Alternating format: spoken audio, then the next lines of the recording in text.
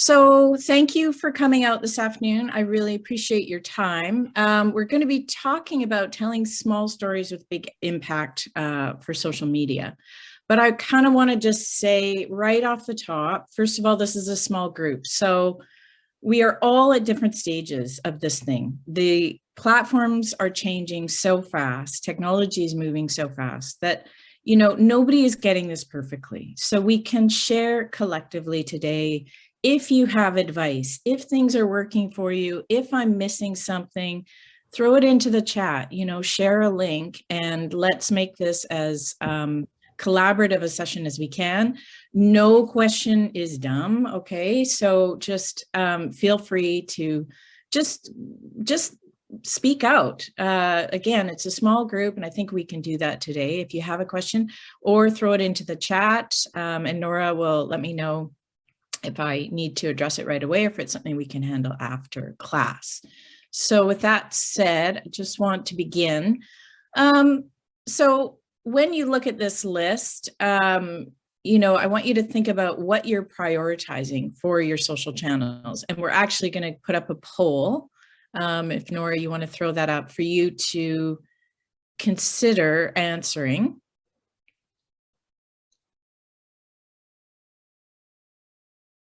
Should come up for everybody.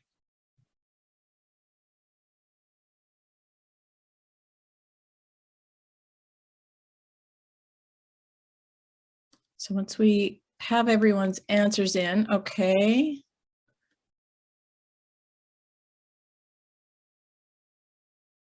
Delight and inspire, nice.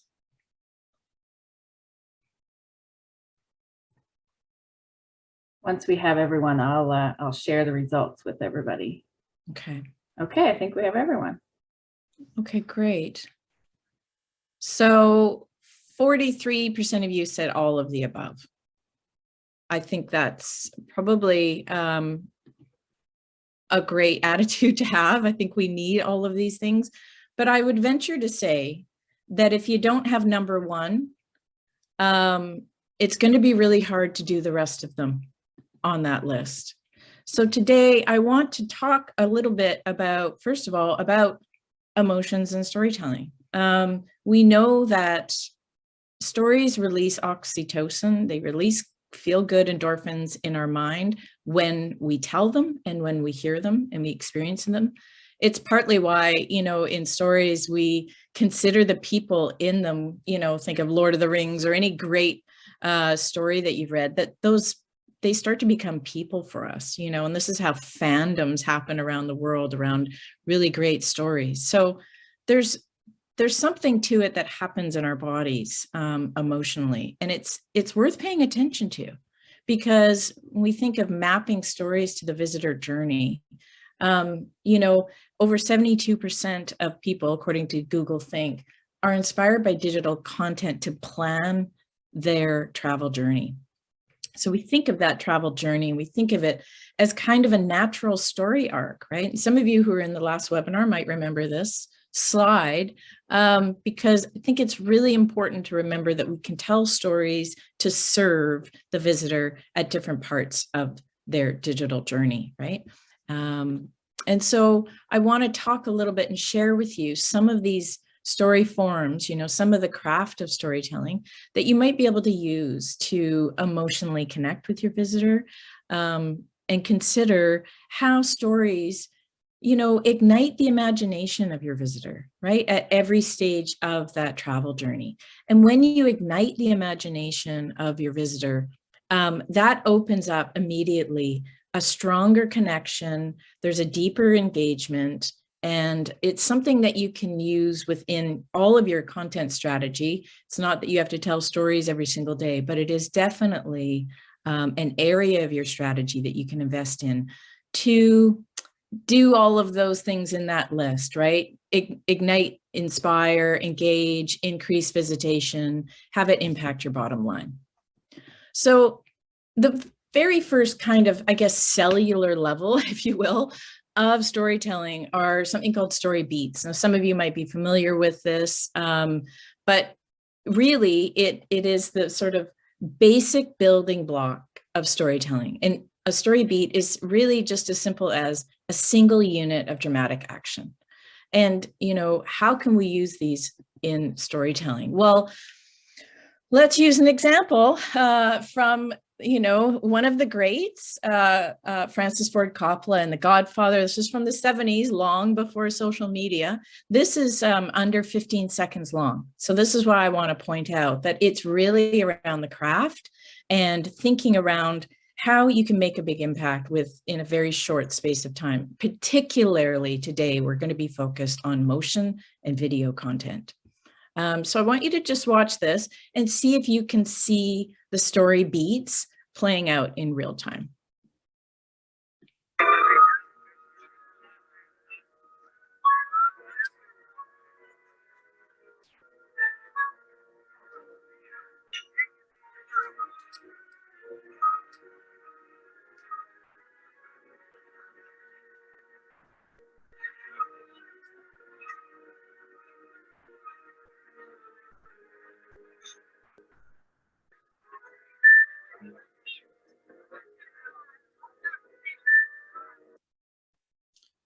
So when you watch that, could you count some of those story beats? Anybody want to guess how many might be in there? Just speak out if you want. We're going to have this conversational today, folks. So the first beat is the acknowledgement, the eyes meeting, right? There's that sense of, she gives a little demure smile, she touches her necklace. The next beat, he reacts, you can see the thought process in Pacino's eyes where he's like acknowledging that she's now opening up to him, right? There's this connection. And then she has this look down moment. They both know they're gonna, you know, this is the moment of love, right? That's kind of unfolding in front of us. And then we have them, you know, leaving the party together. There's another dramatic beat. And then even another one where she rolls her ankle a little bit. And that's purposeful. That wasn't spontaneous. So that is a purposeful dramatic beat. But, you know, I use this example just because it's, you know, 15 seconds long, right? So that's sort of story beats, right? We understand how that creates structure within a story. Now, the next piece, which is a little larger block, if you will, is a vignette. So vignette really is what we see all day long on social media. And vignettes, I think of for tourism in particular, are kind of this, you know, poetry of place, right? It's the poetry of place, this short piece of dramatic storytelling.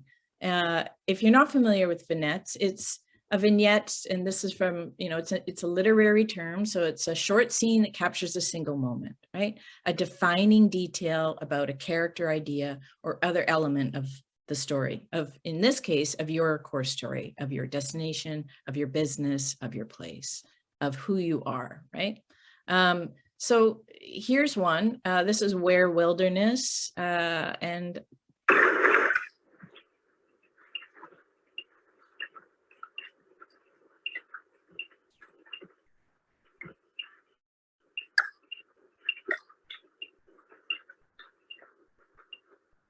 right, so it's a little tiny vignette, but it gives us so much information about what the experience of being there feels like. And again, connecting emotionally happens very quickly.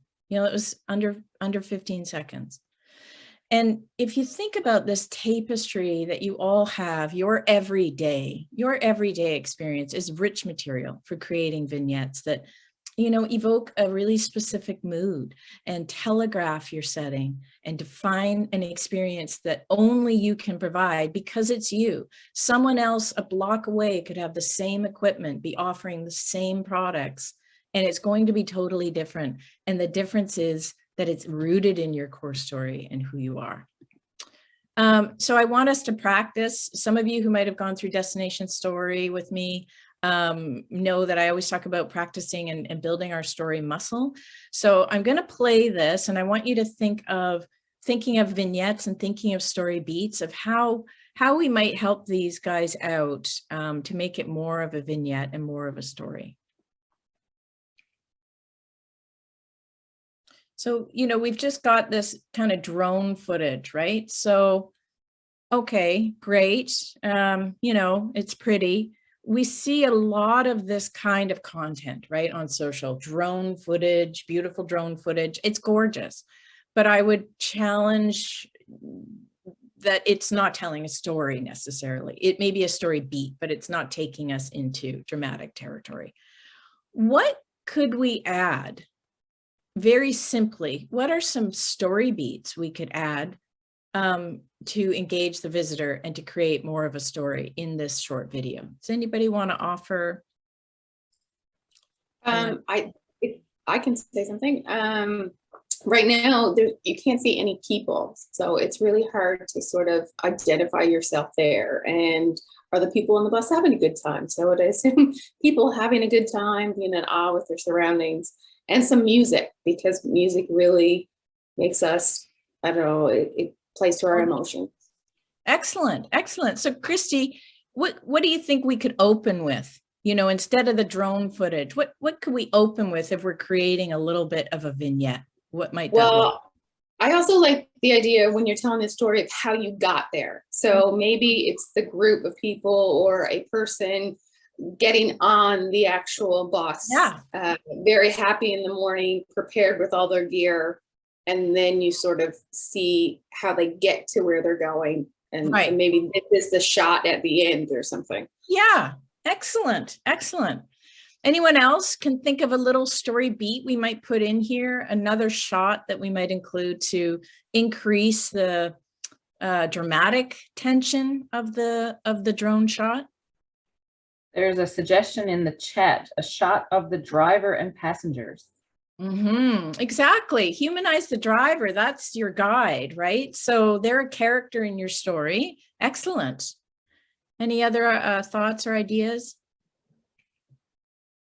One thing that we're going to talk about today in more detail, but one thing I would always try to include is the visitor lens. I'm going to be coming back to that a lot today, and that is shooting from the visitor lens. So you think of what is the visitor seeing, right? So it might be a little bit of a pan of a visitor's face looking out the window and the camera following them and looking out the window. So we're seeing what they're seeing. Why is that important? Anybody?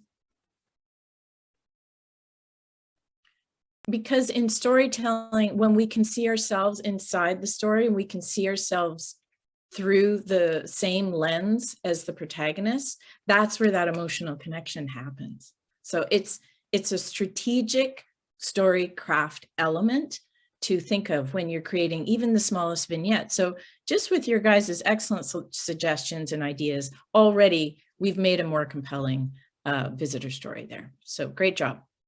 The last sort of building block, if you will, that I want to talk about very briefly, because today I will be honest, we're talking about small stories. We're not talking about long form stories, but long form stories, you can see how you could build story beats into vignettes, into long form stories. And really, that is how all movies are made.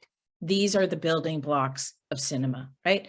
So long form stories usually, when they fall into this category, they require, more storyboarding. You can see even doing that vignette, it would be handy to have a little bit of a storyboard for that, right? You could think about it in advance.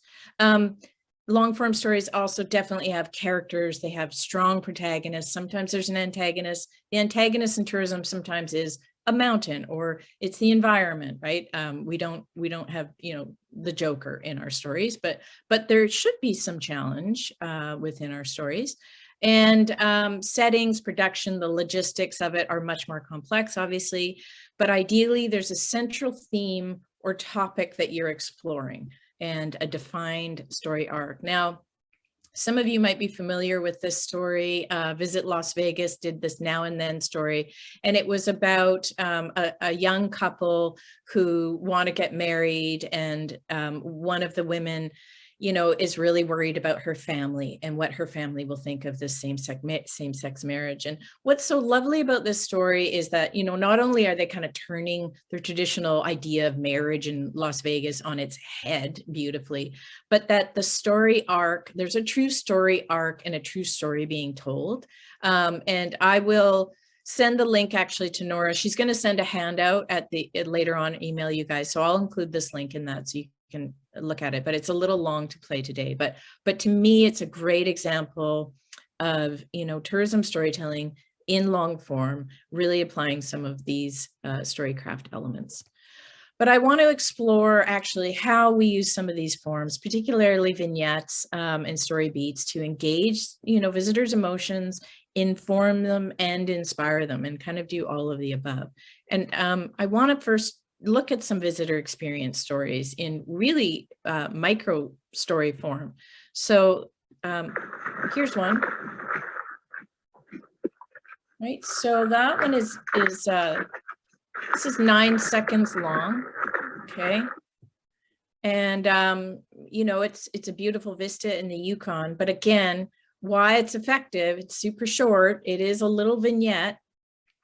Maybe it's a story beat, it's kind of verging on a vignette, but it puts us right in the saddle, if you will, of what a visitor would experience. So that's always very powerful. There's another aspect of the visitor experience that is meeting them in their visitor journey, right? So if they have questions, or, this is a great way to find out, look at the questions that you get from customers at various points of their journey. So some of them might be around your services. I'm sure some of them are, for sure. Here's Naramata Inn. I've included the comments here, who are addressing a very specific service that's coming up for summertime.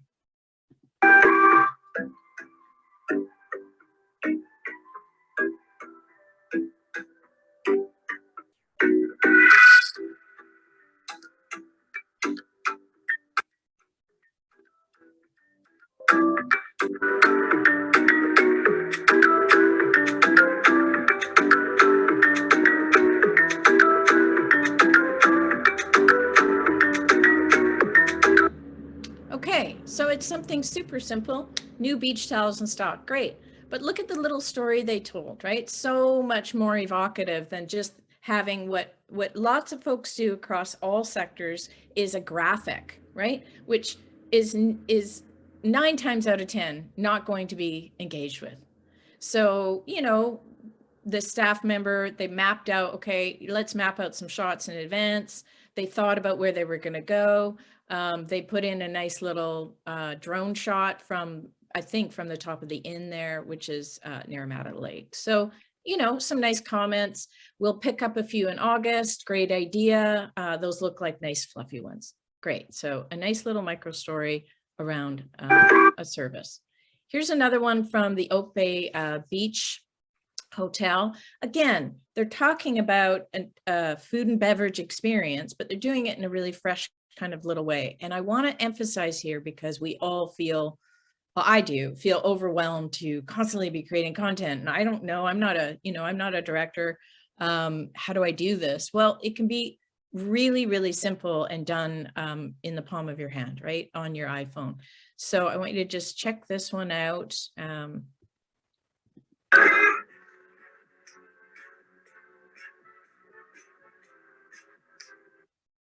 So it's like 6 seconds long. And there I've included the caption.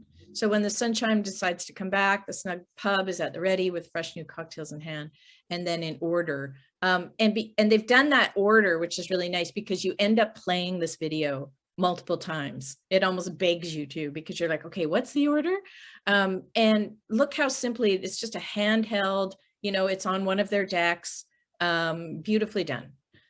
Again, 6 seconds long. Here's one, and this is a sort of stream I like to call R&R. You might call it mood, you might call it ambiance, but the Fogo Island Inn here, again, not great quality. No offense, Fogo Island Inn, but they shouldn't take any, because this is exactly how storytelling should be done on social.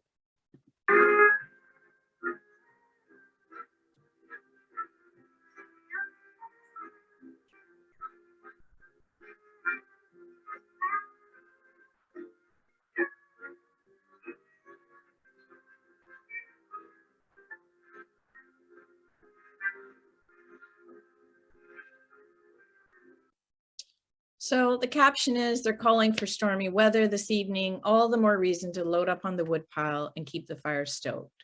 So what are you feeling when you see this caption and this little clip about your experience that you might have there? Comfort. Comfort. Yeah, totally. What else? Cozy. Cozy. It's cozy. What is it saying about the care? What is it saying about the staff, maybe? You're going to be pampered. Yeah, you're going to be taken care of.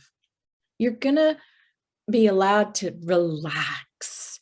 You're going to, they're telegraphing their setting. They're telegraphing their service in that, 8-second little vignette.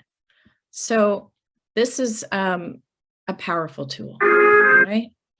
Now I want to show you one story on 2 different channels. So I'm not sure, if any of you are on TikTok, it can feel a little bit different than Instagram Reels. So I want to show you a company, Wild Play Element Parks, who are really staying on brand, but treating the story slightly different, which I really recommend, right, for your channels, is don't just regurgitate the same story on every channel. That's doesn't use the channel, it doesn't optimize the channel to the extent that you really should be using the bells and whistles on these. So the first instance is an Instagram wheel, and they're right on brand with their Wild Play, caption here, their language. Internal dialogue is holy F, external dialogue, holy F. So pro tip, the primal swing is a great first date idea. So they're appealing to a particular audience here, right? They're talking about date. So that's a bit of a signal.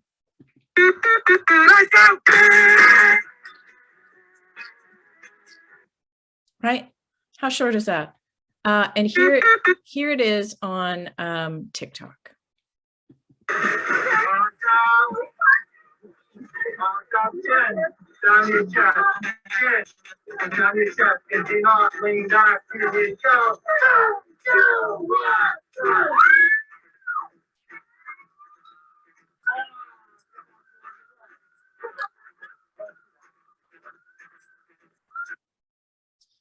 Okay, so what was the difference there?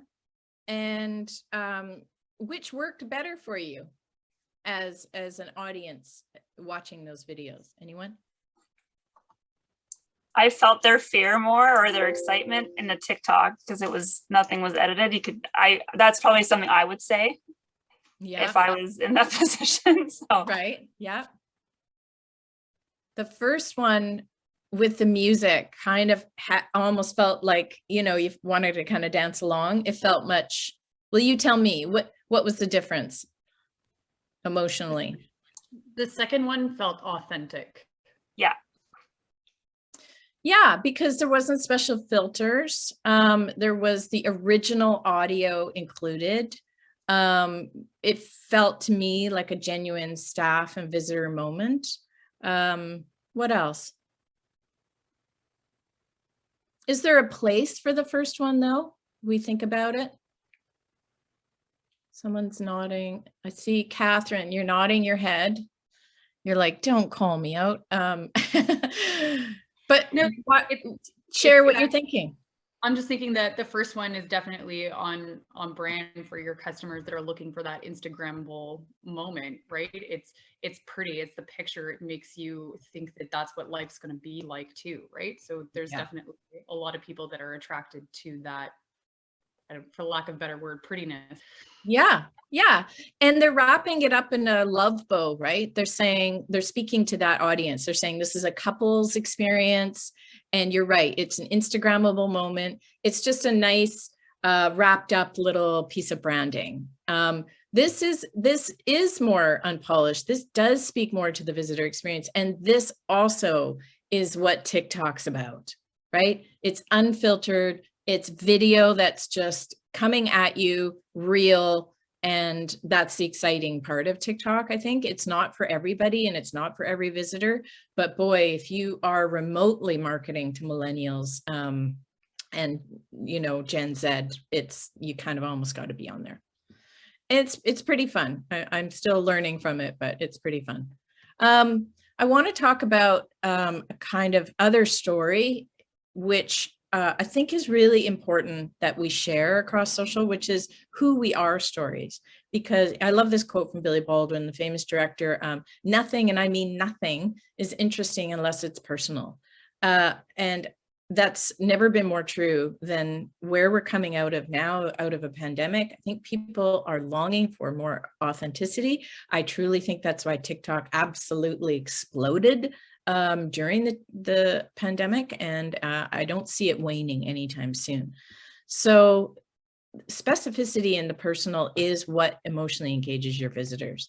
I quite often see, you know, marketing done from an angle, always kind of the bigger idea of a company. It's this company voice without the sort of lovely details of the staff experience and how the staff is delivering the experience for the visitor.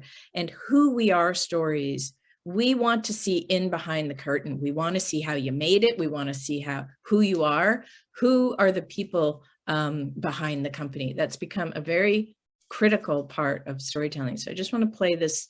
This is a lovely example of a who you are story. Yeah, I've been cooking with pasta since a very young age. My dad, he passed along some recipes from my nonna. That was kind of my introduction into my Italian heritage.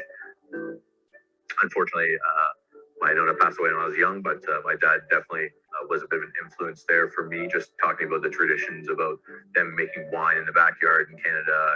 You throw the pasta at the wall, and if that's how your nonna knows how the pasta was ready, that's what she always tell them. So that part of my heritage is part of the reason why I like to make fresh pasta, and definitely kind of honed that skill when I was in Scotland at restaurant Market Wishart, won Michelin star.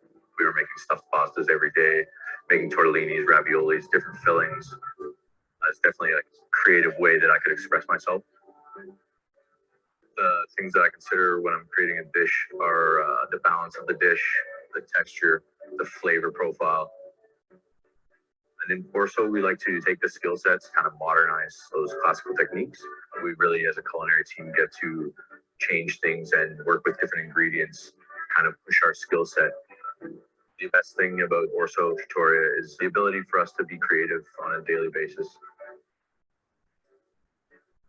I'm Gabriel Genti, head chef at Orso Trattoria. So how do we feel about visiting that restaurant after we've watched this video? Any differently than if we didn't watch it? A sense of trust, a sense of care, similar to the Fogo Island, right? There's a real sense of they're putting everything into it, and it comes from this long heritage and history of this person's background. And that's wonderful fodder for storytelling on social. Because these are connection stories. We talked about in the beginning, right? What are we looking for? This is how you lay the groundwork for those relationships, right? There's a place for top 5. This isn't that, right? It's far more personal. And I would argue around that specificity of who you are stories, it innately then becomes more universal. And who we are stories, I would challenge you to also think of it in a bigger sense of culture and heritage of where you live and the people that live there, because visitors aren't just looking at your experience, they're looking at everything in your region. They're planning an experience that, you know, potentially if it's a day or a week, they're looking at many, many businesses, and they're looking at a journey that encompasses, you know, dozens of experiences, right? So I think we want to see a more inclusive perspective about place and identity at this point, and community and residents do have a role in your story, and to consider bringing them into your story is really key. Journey stories. I want to talk about this for a minute. So this is a lovely little video by Tourism New Brunswick.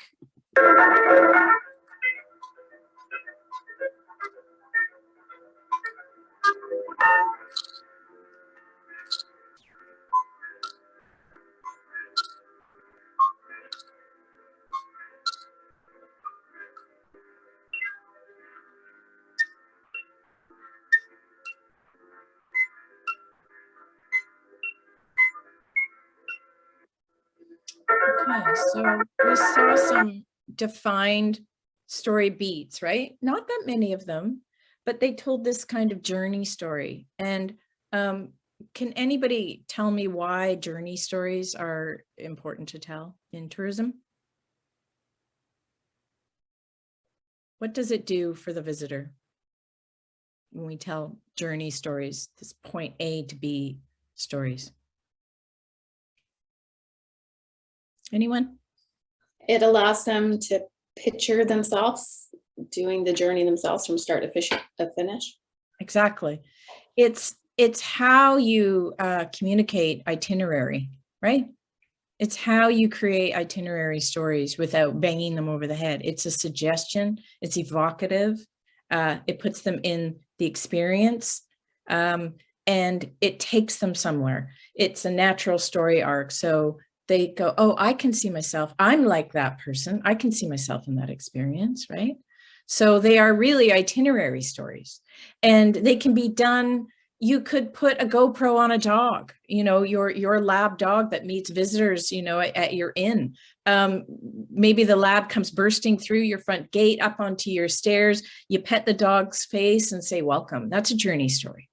There's a, you know, maybe you have a lake in front of your place, and you know, you take a camera and you walk into the ocean, you walk into the lake. That's a journey story. These are all really great craft devices to use in social, and journey stories are extremely popular. So just something to consider too. Here's another one that's very short. I think, yeah, it's less than 15 seconds long.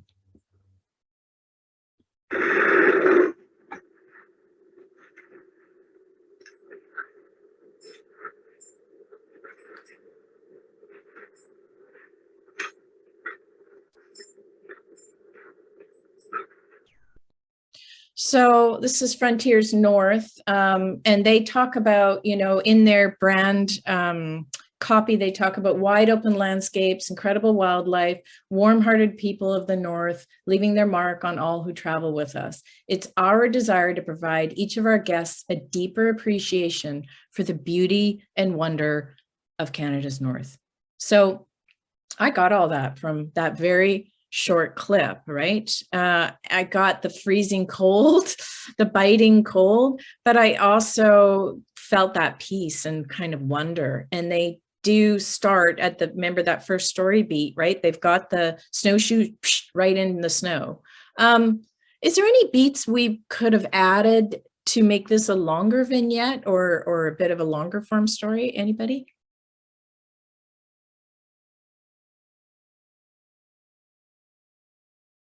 Any ideas how we might expand this story a little bit and to become maybe if they stop for lunch somewhere, you could include shots of that. Totally, exactly, right? The itinerary idea is, you know, let's take that micro story, right, and just expand it and just intercut experiences that they're having along the way. Maybe it's just someone turning and sharing a warm thermos and looking at each other and like being excited. But I think that's how this story could, I think, be more emotionally resonant. And that's an excellent idea, right? Is they're stopping, they're sharing a meal, a couple shots like that. It's like, it also answers, it would answer customers' questions, right? Am I able to do that? That looks really cool. Not sure. Do I get to have a break? Is it safe, right? So we think of itinerary stories as also addressing what potentially might be concerns or questions that a visitor would have. So yeah, excellent suggestion. And we think of these little vignettes as we talked about, right? These basic story elements that we have a beginning, we have a middle and end, right? And I would challenge you to also think about adding in a challenge, that there's some moment, if you want to even create more resonant stories, that there is this beat where there's potentially a challenge, right? So if it's kayaking, maybe it's a shot of a bit of rough water. If it's, they're going on a hike, maybe it's a shot of, someone helping another visitor, because that's actually what creates tension in destination storytelling. So yeah, again, we don't have the joke, or we don't have an antagonist, but there's moments of challenge in travel journeys, let's face it, and being honest and sort of showing that authentic, like Wild Play did in that TikTok video, that felt more authentic to us, that I felt scared for those girls. I was kind of like, when he was saying, tuck your chin, I felt their anxiety, like, oh my gosh, it's about to happen. So that's just brilliant storytelling, really. And you can do it in under 15 seconds. Another kind of story bucket that I think of that is really effective on social is how we do it stories, right? And this is Danielle French. Some of you might have known her when she had this extremely successful farm in Ontario, where she ran dozens of experiences and did, high profile weddings. She ended up with a show on Netflix, and she is a master storyteller on social media. She's since sold South Pond, but this is an example of a how we do it story.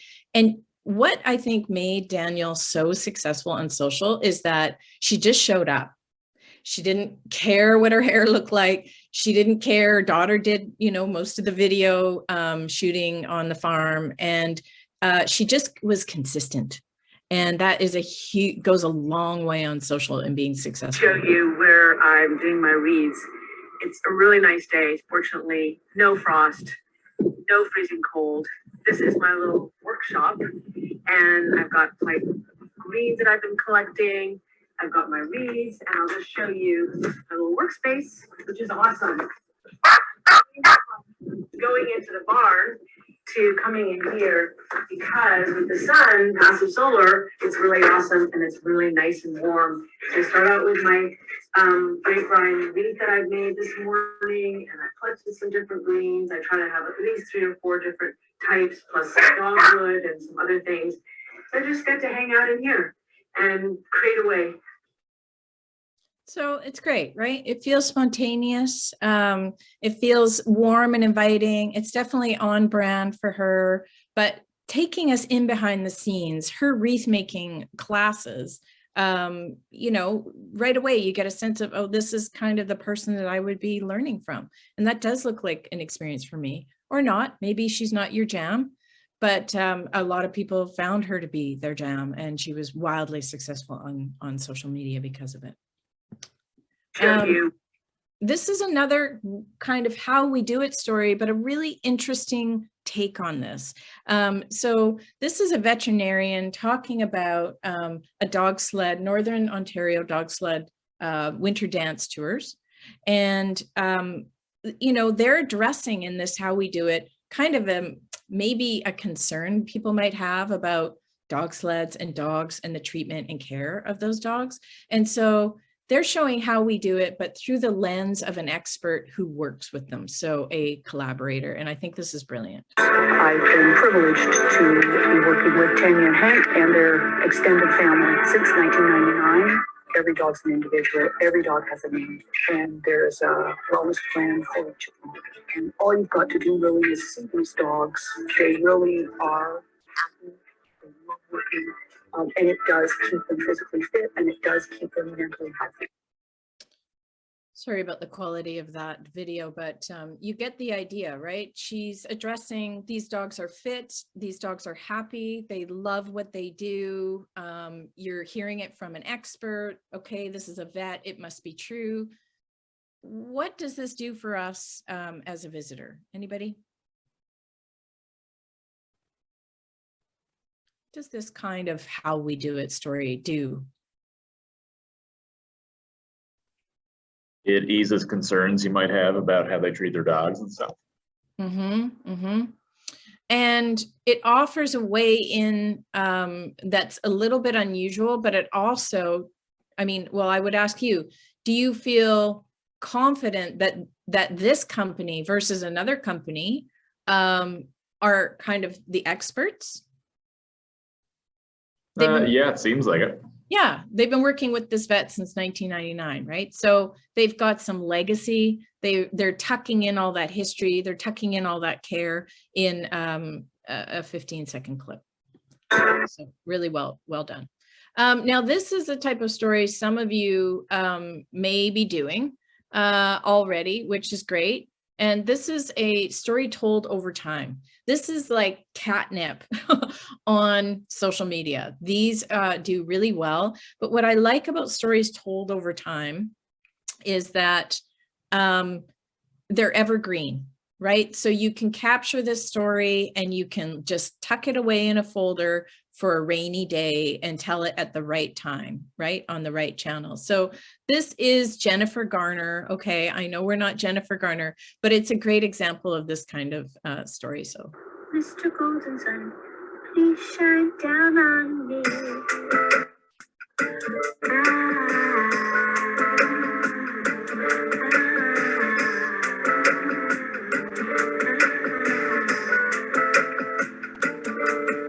Woke up today and the sun was shining. I said, Mr. Sun, where have you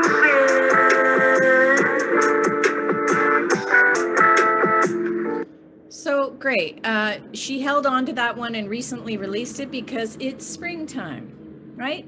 And this is for her company, organic company Once Upon a Garden. She sells organic kids food made from her family's garden. So those of you who, have beautiful, outstanding natural environments, I'm looking at you, Kristen. This kind of story is right up your alley, right? So it does take a little bit of planning. You have to be at the same place, relatively at the same time of day. Maybe it's in 4 seasons. Maybe it's something told over a month that's growing. Oh, my cat is attacking me. But there's a real specificity to this kind of storytelling that's great to have in your back pocket, particularly if you have something that changes and moves over the season. Like, even if you had a diving board, you could see it covered in snow. You could see it, in the summer, someone jumping off it. You could see it, in the low, beautiful, rich light of autumn. I mean, it's really endless how you could use this kind of story form. But for those of you with natural settings and you have access to that, this kind of story is really amazing to tell. Serial storytelling. So we've talked about this in a few of our other webinars, but your characters in your story, and those include ones on your team, those include your partners, those include, your fishermen who you get your fish from, all of your suppliers, those are all characters in your story. And putting a spotlight on your characters is, again, another nice piece of evergreen storytelling. This is from Sundance Ranch, and they tell consistent serial storytelling about their horses. Obviously, those are their main characters in their business. And this is Chapo. And you know what? I have never been to Sundance. I started following them because of their storytelling, but I've fallen in love with their horses. Chapo's my favorite. He's my guy. And if I ever go there, I'm riding Chapo. There's no question. I have a relationship with him. So this is another way in to emotionally connect, to do all of those other things that you want to do on social. I'm not going to spend a lot of time on this. I'm going to just tell you that your visitors create amazing stories every single day. Share them. If you don't have a curation strategy, if you don't have a monitoring strategy, if you don't have a hashtag strategy, really this is something to develop this year and going forward, because this is making space for your visitors to see each other. Consider the visitor journey. How does it begin? How does it begin? What do? We look at other visitors' comments. We look at other visitors' media, other visitors' videos. We listen to word of mouth. We ask around. We pay a lot of attention to that decision-making process based on peer-to-peer reviews, right? So bringing this into your fold as a point of discipline, actually, in your storytelling is really key. This is Red Rock Adventures. They've moved into this lovely space where they create a photo a week from a visitor. Dead simple, make space for it, put it on your calendar. But something I kind of want to emphasize that we might not be doing, and this is again, thinking around residents and locals being part of your storytelling family. And this can be as short as, you know, a short little video, a 6-second video with a delivery, you know, beep, beep, beep, beep. The truck opens up, you know, your fresh salad ingredients, your fresh flowers, something is arriving, boom, done, great. Nice little story, right? But you can also be more intentional about it. And some of you who've been in my destination story class might know I've talked about this series. I love it so much because it's this series called Humans of Campbell River. It's this very kind of small little river community in BC, but they focus on the residents and the locals to tell the story of place. And why I bring this up is because you don't always have to do video. Did you know you can write 300 words in a post? That is a story. That is a story. So they, for instance, this story on this fellow, Sony Asso, is one of a 4-part series. So they have done 1,200 words. 1,200 words, that is an essay. A lot can be done, and they've done it in first person. So all of the characters in their stories are speaking in first person, which is another thing. Being in first position in a story immediately closes the distance between me and you, right? As Ken Burns always said, the shortest distance between two people is a story. So letting your visitors actually even speak in first person just narrows that distance even more on social. So really consider using your captions as another way to tell stories. Another great caption inspiration is the New York Times Archive channel. They, I'm just forgetting like their handle, but they have an archival storytelling channel dedicated on the New York Times, and they are absolute masters at telling stories in the captions. So something to think about.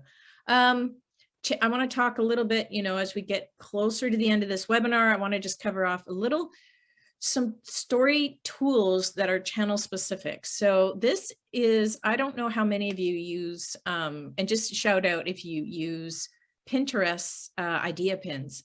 Anybody? Okay. Yeah. Did I hear someone? No? Okay. Well, they're great. Here's an example. This is by, you know, an influencer, if you will. His name's Peter Son, but he uses the exact same approach for all his videos. And he is like wildly popular. He has on Pinterest, which by the way, Pinterest has 240 million people on that platform. If I was a destination or a tourism operator, I would absolutely be on this channel. They are doing a lot of cool things on Pinterest.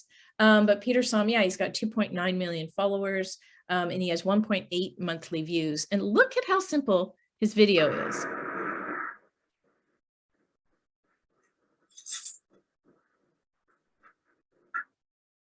You will need garlic. You will also need some tahini, some olive oil, some great looking zucchini, as well as capers, chili flake, lemon, mint, and salt and pepper.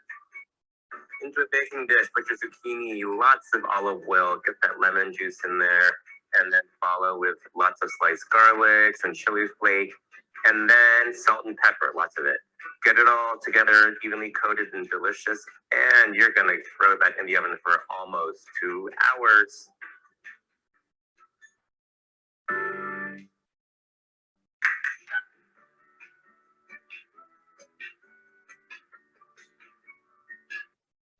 Okay, so these are idea pins, and you can tell a fulsome story. You know, I'm thinking, well, you tell me, how could you apply this to your own businesses? Anybody? Just thinking off the top of your head. It's a serial story, right? So, you know, I'm thinking, Kristen, I'm sorry to pick on you again. But, you know, you talked about with me, you have an interactive display with rocks, right? Down at the seashore. So So you could take that experience and turn that right into an idea pin really easily, right? And you could say how it's done, what you do. You could have nice little short video of, you break open the rock and what you learn, right? It would be really, really interesting. So that's another channel specific kind of story. Another one, and I had to kind of film this because it was tricky to show, but Tourism Newfoundland Labrador and lots of other folks are using Instagram guides, which is another type of storytelling on Instagram that gives you a lot of room to tell stories. I mean, some people actually use Instagram guides to blog as their blog. There's that much storytelling real estate. So it's actually really exciting. I'll just play so you can see where it is at the top. It's right there, right beside Reels and Posts. So guides, click on guides, and then they tell this nice story around 5 ways to experience icebergs. Or no, I clicked on 4 ways to experience whales. Okay, so 4 ways to experience whales in Newfoundland. And look at all that text you've got, right? And go into the first one, boat tours.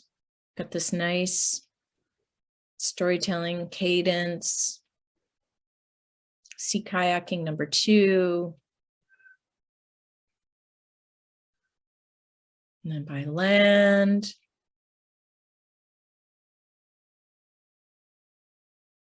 And then on display. So you can see this is an essay. Like this is a fulsome story opportunity here.